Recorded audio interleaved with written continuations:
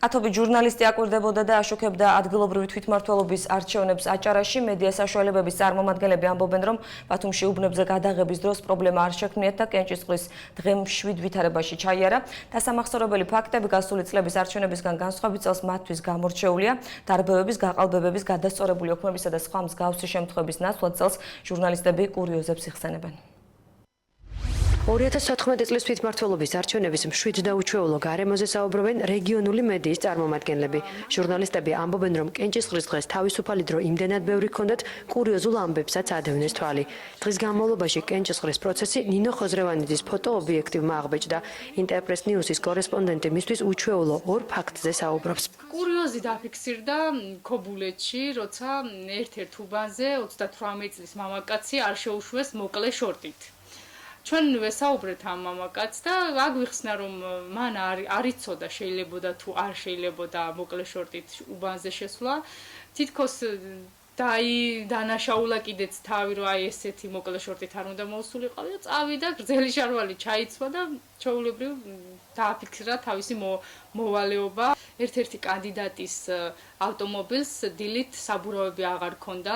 მე არ ვიცი, ვერავის ვერ დავადანაშაულებ ეს მისი პარტიის წევრებმა მოხსნეს თუ მისი კონკურენტი პარტიის წევრებმა სამართალდამცველებმა უნდა დაადგინონ, მაგრამ ესეც ერთ-ერთი რაღაცა ინციდენტი და ფაქტი იყო, დასამახსოვრებელი ფაქტი გუშინდელი არჩევნებიდან. მე ეს ორი ფაქტი მახსენდება. პირდაპირ ჩართვისთვის ემზადება პირველი არხის კორესპონდენტი მერაბ წულუკიძე. არჩევნების შემდეგ მერობის კანდიდატებს შორის მეორე ტურის გამოცხადება დღის მთავარი ამბავია.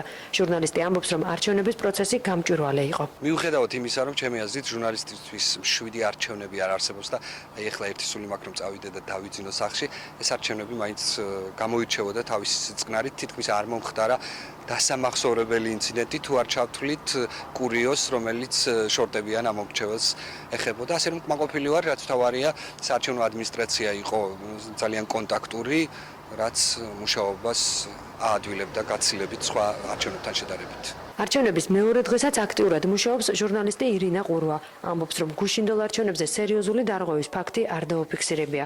გასული წლების არჩევნებს იხსენებს და პარალელებს ავლებს. საინტერესოდ მივიჩნევდით ნიღბიანი ადამიანების გამოჩენას, უბანთან ახლოს მაინც, დაძაბულ სიტუაციას, გატაცებას ბიულეტენების, ბრჭყალებში საუკეთესო შემთხვევაში 5-ის და ასე შემდეგ.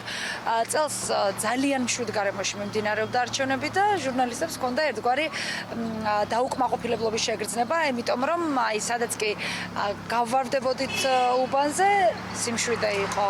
შემოვიდოდა ინფორმაცია, წავიდოდით მეორე უბანზე, იქაც არაფერი განსაკუთრებული. დემოკრატიულად აფასებს 15 ივნისის არჩევნებს ნატა იმედაიშვილი. როგორც რადიო თავისუფლების კორესპონდენტი ამბობს, კარგი საარჩევნო გარემოს შექმნაში მნიშვნელოვანი როლი მედიის აქტივობამ შეიტანა. კარგი არჩევნები იყო იმ გაგებით და იმ კუთხით, რომ არ ხდებოდა ფაქტები, არ იყო სენსაცია, არ იყო დარღვევები, არ იყო დაშინებები და ასე შემდეგ. ძალიან ბევრი ფაქტორი იყო იმისთვის, რომ ჩვენ ჟურნალისტებმა შევაფასოთ ეს ამბავი დადებითად.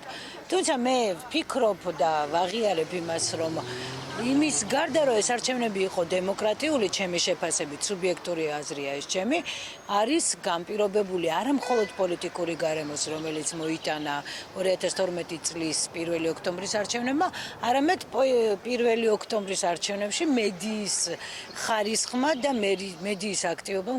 წინა საარჩევნო პერიოდში და განსაკუთრებით კენჭისყრის დღეს ჟურნალისტები დატვირთული გრაფიკით მუშაობენ. არჩევნების მეორე ტურის დანიშვნამ კი ჟურნალისტების აქტიური გრაფიკით მუშაობა ივლისის შუა რიცხვებამდე გაახანგრძლივა.